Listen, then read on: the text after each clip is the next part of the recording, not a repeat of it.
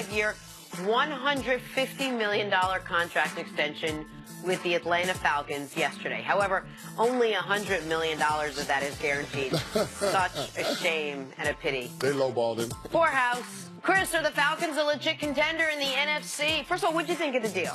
I love the deal from Matt Ryan. I want all these guys to get paid because CC knows it's so hard to get that contract. But when you start looking at the quarterback position, there's a premium placed on that position, and rightfully so, because if you solve the riddle of who's going to be your quarterback for the foreseeable future, you're halfway home to being a consistently competitive team. And so Matt Ryan has done that since he was drafted in 2008. The Falcons have made the playoffs 6 out of the 10 seasons he's been there. So the fact that they went ahead and got this deal done this offseason going into this season, I think this puts them in a really good place. They drafted Calvin Ridley in the first round after he fell to them to replace some of that production they got from Taylor Gabriel in the slot. I think it's a compliment of good receivers that they have with Julio Jones and Mohamed Sanu. So I like how this team is setting up everything on the offensive side of the ball for Matt Ryan. There's no excuse why this team shouldn't be in position to compete for a division and ultimately compete for a championship. Listen, I'm always happy when guys get paid. From a team perspective, I don't always necessarily think it's the right move. When Matt Stafford got his deal,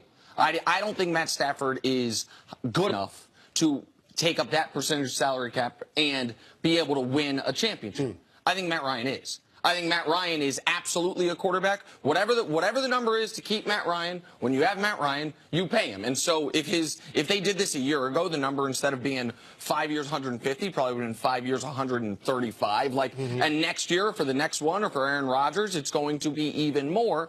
But this is, if you have a guy that you can win a Super Bowl with, and by the way, we know you can win a Super Bowl with Matt Ryan, even though they haven't won one. They were up 28-3 in the Super Bowl. In a year, they had one of the 8 most prolific offenses in NFL history. We know he's good enough. Yep. We know that the talent around him with Julio Jones is good enough. So, of course, you do this.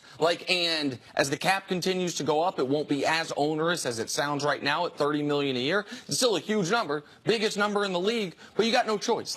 When you draft a quarterback in the top 5 like you did with Matt Ryan, the hope is he turns into Matt Ryan or better, and if that happens, you keep him. So the Falcons did what they had to do here. Can they contend in the NFC? They sure as hell should be able to. Yeah. NFC is the tougher of the two conferences, but the Falcons are one of the teams, I think they're in the toughest division in football. Could they win it? Sure. Could they finish third? But that could put them in the playoffs in third place, like it did for the Panthers last year. So I'm with it. Yeah, they're definitely a contender. Matty Ice has deserved this type of contract. The Falcons did a great job as an organization. They just built a new stadium. They got the Super Bowl coming there this year. A lot of positive things around it. Love their coaching staff. Their front office is kind of stabilized. So, this is reflective of the business of the National Football League. And Nick and I have these discussions about the quarterback, and with the cap being over $170 million, you can spend $25 to $30 million on a quarterback, regardless of what the rating you think they are. If you're trying to get a quarterback and you're not going to spend $25 million, you're going to get what you pay for. All right, so Nick can have his theory about that. The cap is high enough now that it's not disproportionate to pay a guy over $20 million to be your quarterback. And if you're trying to have a Super Bowl and you don't have one, you don't have no Super Bowl aspirations. Let me ask just one quick follow-up on this. When we talk about the Patriots, we talk about how when Brady makes $14 million, that's the ceiling that any other player can make, is a couple million beneath that.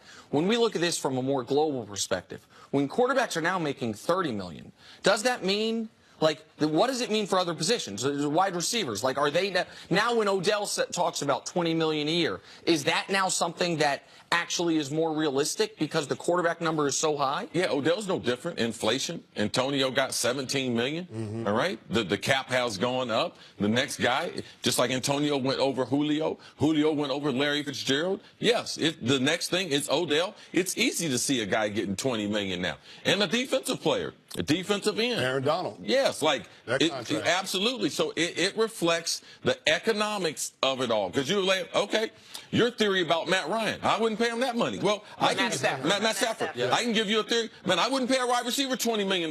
Yeah. Because that would eat up the cap. That argument is stronger for wide receivers. It reflects the business of the league.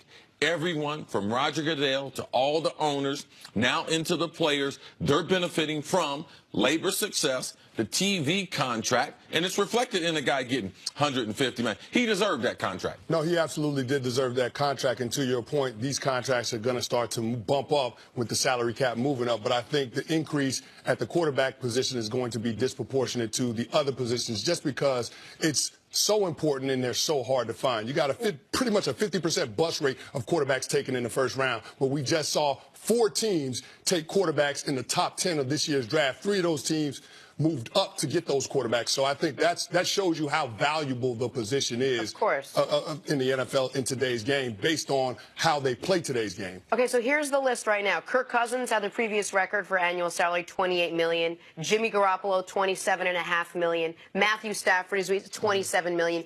You have to wonder, what does this mean for Aaron Rodgers now? What kind of pay scale can he command when this is the kind of money that's going out for those 3 guys? I don't know what you think of Kirk Cousins, Jimmy G, who has yet to really prove himself, and Matthew Stafford on that line. Well, here's the thing. When a quarterback is about to get to the open market, they have the ultimate leverage. So those quarterbacks were scheduled to be free agents this offseason, and if they would actually get to the open market, they would command more money than their current contracts. So, I mean, when you look at Kirk Cousins' situation, it doesn't often happen when you see a quarterback get franchised twice and the team decide not to give him a long-term contract extension, but he happened to be the outlier, and that's why he got the 3-year, $84 million contract fully guaranteed. But as far as Aaron Rodgers is concerned, yeah, he's going to get paid a lot of money. If Matt Ryan got $30 million a year, I mean, it's not outside of the realm of possibility for A-Rod to get $33 million a year on a contract extension. I could see that happening. And when the general manager of the Packers came out earlier this week and said, we're going to get a contract extension done for Aaron Rodgers sooner rather than later, I think this deal was the first domino to fall in terms of being able to set the framework for that contract. Yeah, if I was Aaron Rodgers, though, I wouldn't be concerned with being the highest paid guy. Aaron Rodgers' legacy is going to be based on championships. Y'all can brag about it. Oh, Aaron got $35 million. If Aaron don't win no more championships, his legacy not going to change. So I wouldn't be. They're cash flow positive. They're the only publicly owned team. Aaron Rodgers can ask for whatever he wants to, but it's more important that he participates in free agency. If I was Aaron Rodgers, that's what I would be talking to the organization about. Man, spread this money around. Man, get me some weapons. I've only got so many years left to play. Can I ask you a quick follow-up on that?